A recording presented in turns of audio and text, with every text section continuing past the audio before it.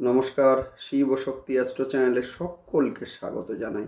18ই September তারিখে শুক্রদেব গোচর করবেন মূলত তুলা রাশিতে, এবং সেখানে কিন্তু শুক্রদেব স্বক্ষেত্রস্থ হবেন, যার ফলে কিন্তু রাশিচক্রের প্রতিটি রাশির ওপরেই কিন্তু কম বেশি এফেক্ট অবশ্যই পড়বে।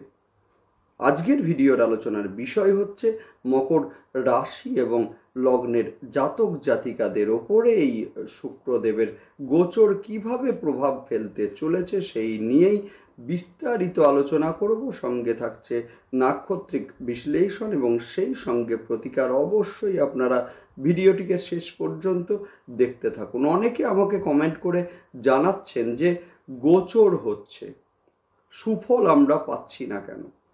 দেখুন, শুরুতেই বলবো যে মকর রাশি এবং লগ্নের জাতক জাতিকাদের এই মুহূর্তে কিন্তু জন্মছক নিয়ন্ত্রণ করছেন মূলত শনিদেব। সুতরাং শনিদেব যাদের জন্মছকে নিচস্থ আছেন বা শত্রু গৃহগত আছেন, এদের ক্ষেত্রে কিন্তু আমরা বিগত 2 বছর ধরে লক্ষ্য করেছি যে দ্বিতীয় স্থানে শনিদেবের অবস্থানের দরুন কিন্তু হঠাৎ করে অর্থের ক্ষয়, সেইটা যেমন আমরা লক্ষ্য করেছি, একইভাবে কিন্তু মূলত কুটুম্ব কুলে নিজেদের ইমেজ কিছুটা কমে যাওয়া সেইটাও লক্ষ্য করা গেছে। মানসিক একটা চাপ সব সময়, আপনি না চাইলেও মানসিক একটা চাপ যেন মূলত কোথাও না কোথাও থেকে হঠাৎ করে আসছেই, এবং সেই সঙ্গে আমরা বলবো যে দ্বিতীয় শনিদেব অবস্থান করে কিন্তু তৃতীয় দৃষ্টি দিচ্ছেন মেষের ঘরে, যে মেষের ঘর কিন্তু আপনাদের চতুর্থ ঘর, অর্থাৎ কিনা মানসিক শান্তির জায়গাটা কোথাও না কোথাও যেন বিঘ্নিত হচ্ছে। মায়ের শরীর নিয়ে একটা দুশ্চিন্তা, এবং সেই সঙ্গে শিক্ষার্থীদের ক্ষেত্রে পরিশ্রমের মাত্রা কিন্তু যথেষ্ট বৃদ্ধি পেয়েছে। সেই সঙ্গে গৃহ বা স্থায়ী সম্পদ নিয়ে কোনো না কোনো ঝামেলা সেইটা তো লেগেই আছে।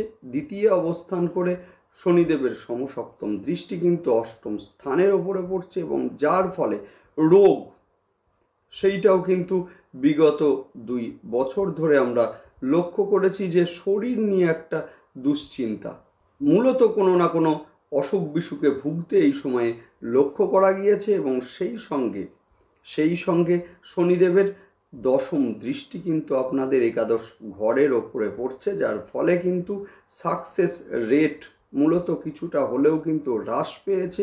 যে কাজ আজকে হয়তো হওয়ার কথা ছিল, হঠাৎ করে গিয়ে দেখছেন আটকে গিয়েছে কাজটা, অথবা আর্থিক দিক থেকে যথেষ্ট চাপে মূলত রয়েছেন মকর রাশি এবং লগ্নের জাতক জাতিকারা।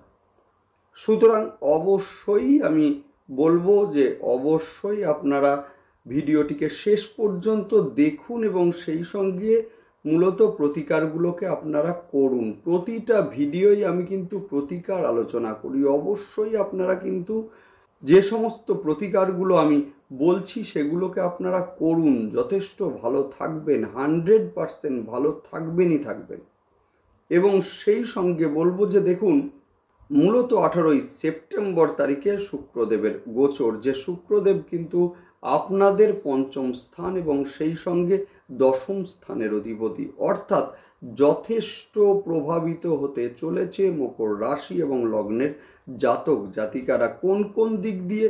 প্রথমেই আমরা দেখব যে পঞ্চম স্থান হচ্ছে সন্তানের জায়গা, অর্থাৎ যাদের সন্তান শিক্ষার কারণে ভালো কোনো ইনস্টিটিউশনে ভর্তি হতে পারছেন না বা বাধা আসছিল, এদের ক্ষেত্রে কিন্তু এই সময় যথেষ্ট ভালো হবে। সেই সঙ্গে মকর রাশি এবং লগ্নের জাতক জাতিকাদের যথেষ্ট ইমোশনাল হয়ে পড়তে লক্ষ্য করা যাবে মূলত এই সময়ে। নতুন কর্মের প্রাপ্তির ক্ষেত্রেও কিন্তু সময়টা যথেষ্ট শুভ, এবং সেই সঙ্গে বলবো যে যাদের প্রমোশন দীর্ঘদিন ধরে আটকে ছিল, এদের ক্ষেত্রে প্রমোশন কিন্তু এই সময়ে লক্ষ্য করা যাচ্ছে। সেই সঙ্গে আমরা বলবো যে মূলত কর্মক্ষেত্রে আপনাদের একটা গুরুত্ব বৃদ্ধি সেইটাও কিন্তু এই সময় লক্ষ্য করা যাবে।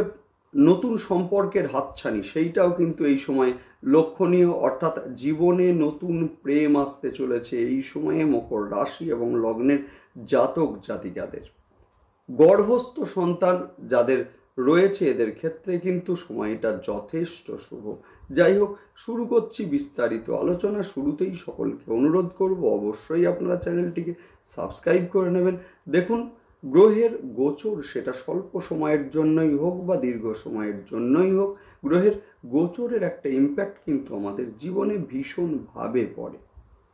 যে কোনো সিদ্ধান্ত নেওয়ার পূর্বে কিন্তু গ্রহের গোচর বিশ্লেষণ মূলত অবশ্যই আমাদের করতে হয়, না হলে কিন্তু সিদ্ধান্তে ভুল হওয়ার একটা সম্ভাবনা থাকে এবং সেই সঙ্গে জীবনে কোনো না কোনো সমস্যা আসেই। সুতরাং অবশ্যই যে কোনো কর্মপন্থা বা যে কোনো সিদ্ধান্ত স্থির করার আগে দেখুন যে গ্রহ এই সময়ে পারমিট করবে কি করবে না, সেইটা দেখে তবেই আপনারা সিদ্ধান্তগুলোকে নিন। না হলে কিন্তু জীবনে একটার পর একটা সমস্যা লেগেই থাকবে এবং সেই সময়ে কিন্তু আমাদের মনে পড়বে বিভিন্ন অ্যাস্ট্রোলজার বন্ধুদের কথা, মূলত প্রতিকারের জন্য। দেখুন, শুরুতেই একটা কথা আমি বলবো যে রত্ন কিন্তু মূল প্রতিকার নয়। রত্ন অবশ্যই একটা প্রতিকার, এটা ঠিকই, কিন্তু অবশ্যই বলবো যে দেখুন, গ্রহের গোচর অনুযায়ী আপনারা সিদ্ধান্তগুলোকে নিন। যেটা আমি আমার জীবনে করি সেটা আমি কিন্তু সকলকেই বলি। অবশ্যই কিন্তু আপনারা গ্রহের গোচর দেখে সিদ্ধান্তগুলোকে নেবেন। দেখুন, আমার হাতে কিন্তু কোনো স্টোন নেই, অর্থাৎ একটাই কথা বলবো যে স্টোন একমাত্র প্রতিকার হতে পারে না, কখনোই পারে না। অবশ্যই আপনারা চ্যানেলটিকে সাবস্ক্রাইব করে নেবেন যাতে গ্রহের গোচরের সঙ্গে সঙ্গে প্রতিটা ভিডিওর নোটিফিকেশান আপনাদের কাছে সহজে পৌঁছে যায়। যাই হোক, শুরু করছি বিস্তারিত আলোচনা। বর্তমানে মকর রাশি এবং লগ্নের জাতক জাতিকাদের ওপরে শনিদেবের 7.5 চলছে, যার ফলে কিন্তু এই সময় দ্বিতীয় স্থানে শনিদেবের অবস্থান। যাদের জন্মছকে শনিদেব নিচস্থ আছেন বা শত্রু গৃহগত আছেন, এদের ক্ষেত্রে অহেতুক অর্থের ব্যয়, সেই সঙ্গে মূলত কুটুম্ব কুলে আপনাকে ভুল বোঝা, সেই সঙ্গে আমরা দেখব যে অহেতুক মানসিক অশান্তি। অনেকেই কিন্তু ইএনটির সমস্যায় ভুগেছেন বিগত 2 বছরে এবং সেই সঙ্গে বলবো যে দ্বিতীয় অবস্থান করে শনিদেবের কিন্তু তৃতীয় দৃষ্টি পড়ছে আপনাদের 4th হাউসে, যার ফলে কিন্তু হঠাৎ করেই সাংসারিক ঝামেলায় জড়িয়ে পড়া বা মানসিক একটা চাপ বৃদ্ধি, সেইটা যেমন আমরা লক্ষ্য করেছি, একইভাবে তেমনই কিন্তু মায়ের শরীর নিয়ে একটা দুশ্চিন্তা শিক্ষার্থীদের ক্ষেত্রে মূলত পরিশ্রমের যে মাত্রা সেইটাও কিন্তু এই সময়ে বৃদ্ধি পেয়েছে। একাদশে দৃষ্টি, যার ফলে কিন্তু সাকসেস রেট অনেকাংশে হ্রাস পেয়েছে মকর রাশি এবং লগ্নের জাতক জাতিকাদের। সেই সঙ্গে মূলত আয় সেইটাও কিন্তু বেশ খানিকটা কমতে লক্ষ্য করা গিয়েছে। এবারে কিন্তু শুক্রদেবের গোচর, যার ফলে কিন্তু যাদের মা অসুস্থ রয়েছেন এদের ক্ষেত্রে কিন্তু একটা বেটার ট্রিটমেন্ট সেইটাও আমরা লক্ষ্য করব, যার ফলে দ্রুত আরোগ্য লাভ সেইটাও কিন্তু এই সময়ে লক্ষ্য করা যাবে। যারা এতদিন বন্ধুদের দ্বারা প্রতারিত হয়েছেন, এবারে কিন্তু বন্ধুদের সহযোগিতা পাওয়ার সময়। সেই সঙ্গে মকর রাশি এবং লগ্নের জাতক জাতিকাদের একটু ইমোশনাল হয়ে পড়তে লক্ষ্য করা যাবে। সেই সঙ্গে যারা মূলত বাড়ি জমি বা ফ্ল্যাট কিনতে চাইছেন, এই সময়টা কিন্তু যথেষ্ট শুভ শিক্ষার্থীদের ক্ষেত্রে শিক্ষা গ্রহণের জন্য এবং ভালো রেজাল্টের জন্য এই সময় কিন্তু যথেষ্ট ভালো। সেই সঙ্গে যারা ভালো কোনো ইনস্টিটিউশনে ভর্তি হতে চাইছেন, এদের ক্ষেত্রেও কিন্তু সময়টা যথেষ্ট ভালো। যারা মূলত মেডিকেল বা জার্নালিজম অথবা হোটেল ম্যানেজমেন্ট অথবা ফ্যাশন ডিজাইনের কোনো কোর্স করছেন, এদের ক্ষেত্রে কিন্তু এই সময় যথেষ্ট শুভ। যারা গৃহ নির্মাণ করতে চাইছেন, জমি আছে গৃহ নির্মাণ করবেন, এদের ক্ষেত্রে কিন্তু আমি অন্তত বলবো এই সময়ে আপনারা করুন, যথেষ্ট ভালো হবে। সেই সঙ্গে নতুন কর্মের প্রাপ্তি, কোনো মাল্টিন্যাশনাল কোম্পানিতে আপনারা অ্যাপ্লাই করেছেন বা বড় কোনো কোম্পানিতে আপনারা অ্যাপ্লাই করেছেন, মূলত এই সময়ে আমরা দেখব কর্মের প্রাপ্তি হতে। সেই সঙ্গে কর্মের স্থায়িত্ব নিয়ে যারা দুশ্চিন্তার মধ্যে ছিলেন, এদের ক্ষেত্রে কিন্তু কর্মের স্থায়িত্ব সেইটাও কিন্তু এই সময়ে লক্ষ্য করা যাবে। প্রমোশন যাদের আটকে ছিল। মূলত এদের ক্ষেত্রে কিন্তু প্রমোশন হতে দেখব এইবার।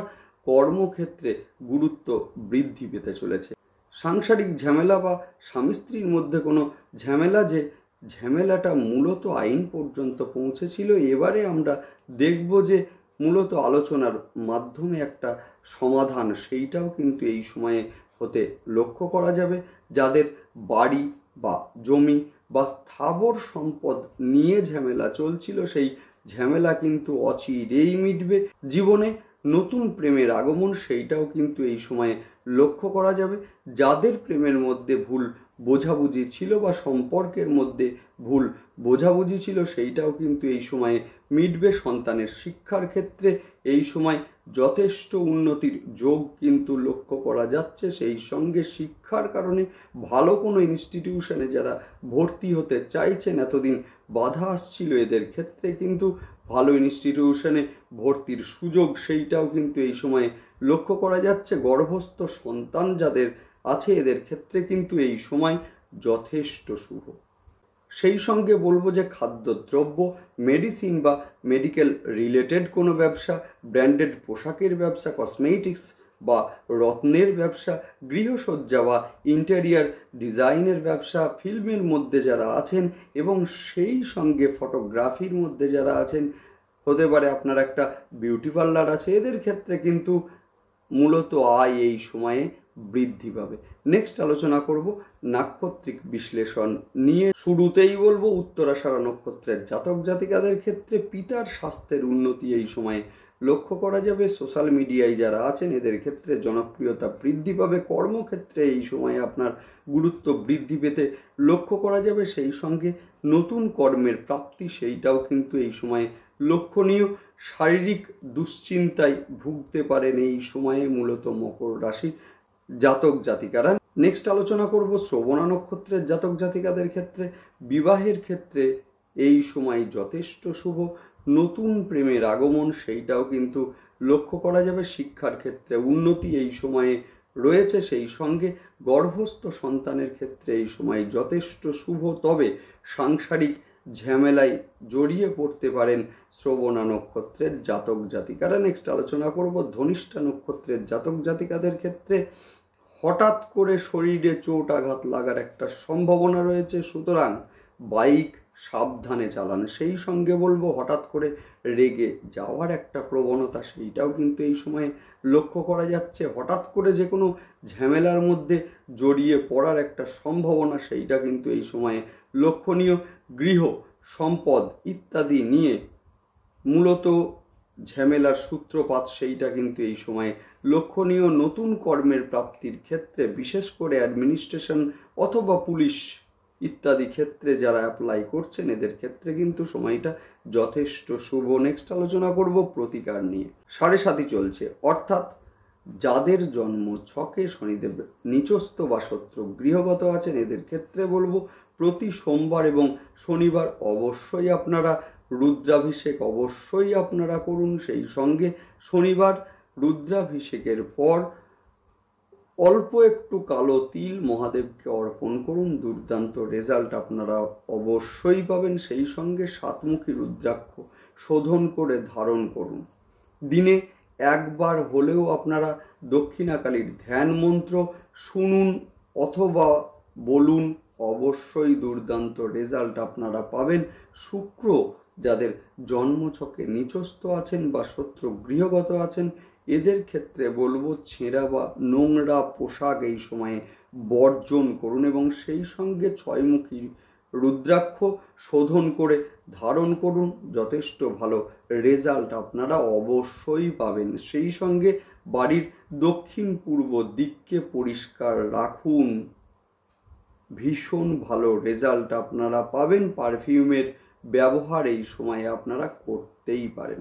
যাই হোক, ভালো থাকুন, দেখতে থাকুন এবং সেই সঙ্গে অবশ্যই আপনারা চ্যানেলটিকে সাবস্ক্রাইব করে নেবেন। নমস্কার।